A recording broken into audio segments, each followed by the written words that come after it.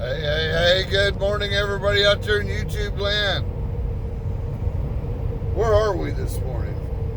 We're in Tennessee. Are you sure? Sure this isn't Kentucky? Not sure. We're either Kentucky or Tennessee. I don't know, but we'll go somewhere. Anyway, we got Patrick over here at the wheel. Me too. Patrick has now been on the road with us a little over a week now, right? That's right. 8 days. Yep. So 8 days. Counting down the days. I don't know why that is. So that means you got 22 days left of driving with the raging recap. So, and something else is Patrick is underneath his first hazmat load. You know, everybody worries about that, Patrick. They're always worried, well, I don't want to have to deal with hazmat and all that other kind of stuff. And on this load, when we picked it up, I covered all the parameters of what we need to do for hazmat. So, how difficult is a hazmat load? Not difficult. It was a little more to do, but not a big deal. It's really not that much difference in running a regular load, is it? No. I mean, it takes you an extra 5 minutes when you're getting loaded before you pull out of the shipper. Yep. Other than that, you still run it like a regular load. You know, you have to worry about tunnels. What else do you have to worry about? You gotta make sure to go through all the open scales. Yeah, open scales. What else is there? And then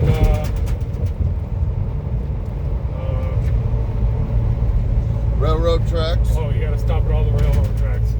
And you know, we're just hauling environmental class 9 today, so we don't have to worry even too much about our route. If we're doing explosives or flammables or highly corrosives or poisonous gases, then we have to go around populated areas. Yeah. But while we're hauling today, we're good. Running like any other load. So why not run a hazmat load and get an extra nickel a mile? That's right. So it's winter time, so I throw my idle bonus out the window for my comfort. So basically what it means is when we're hauling this hazmat load, I'm hauling this load at 65 cents a mile. Not too shabby pay for a truck driver. Not bad at all. What was the miles on this load from start to finish? Do you remember? It was a little over 1,100. Yeah, about 1150. Yeah. So, well, we're cruising along. We're having a good time here. Patrick's a little slow behind the wheel for my liking. He's not near as aggressive as I would like him to be, but I think we're going to get there I think so. soon enough. I would rather him be a little passive and a little less aggressive at first, so that all works good. But today we're going to practice on one idea. Giddy up, go, man. Yeah, Let's that's giddy right. up, go. We're gonna keep it at 64 Yeah. as much as possible. We're going to run the truck at optimum speed the entire time today. Let's see. So, what else have you learned on the truck that you hadn't been exposed to before you got on my recap? Can you think of anything? Oh yeah, the doing hills is more involved than I thought it would be. Yeah, you're actually working your ass off. Yeah. When you're driving in the mountains. I mean, you're constantly doing something.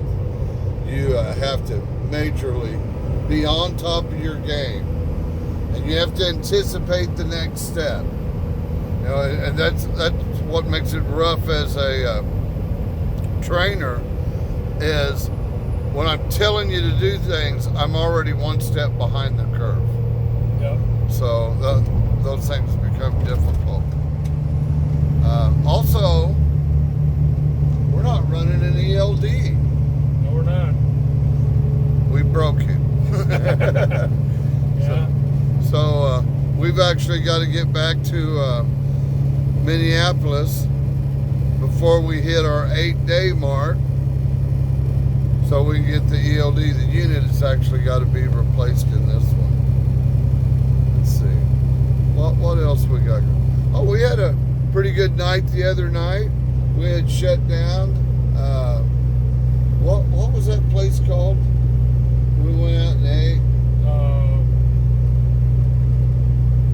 I don't even remember the name of it, but Yeah. But we were talking about this. Is we were shut down for, like we had about a 12-hour break there. So, and we noticed this, that none of the other truck drivers, all the other truck drivers in this truck stop just stayed in their trucks. And we got out, walked down the street. It wasn't, what, half-mile tops? No, it was an easy walk over there. Nice restaurant. Recap drank a couple of cold beers. Yeah. Patrick did not because he was scared. Not a big drinker over here. Yeah, he doesn't drink alcohol at all. But I had a couple of beers, had some honey barbecued chicken and ribs and short ribs and french fries. You said you had one of the best burgers you ever had in your life. Man, they make a really good burger over there. And this place was a pretty good sized place, and it was packed. It was. It was, absolutely happening. On a Thursday night, it was packed. Thursday night, happening. They were playing some type of trivia game, too. Yeah. In the place. Anyway, so it was cool. It was a fun time. Yeah. So what we're saying here, guys, is when you're out here on the road, get out of your truck once in a while. Go live your life. Go have you a cold beer. Absolutely. Have you a good meal. Yeah. Introduce yourself to beautiful and interesting people around the country. Enjoy their culture. All that kind of stuff. So you can drive one of these trucks and still live your life. That's the point of all that, right? Yes, sir. Well, any massive words of wisdom before we say goodbye, Patrick? Just keep on trucking. Yeehaw. All right, guys, we are out of here. Remember, you too can change the world. All you got to do is be nice to each other. Bye-bye.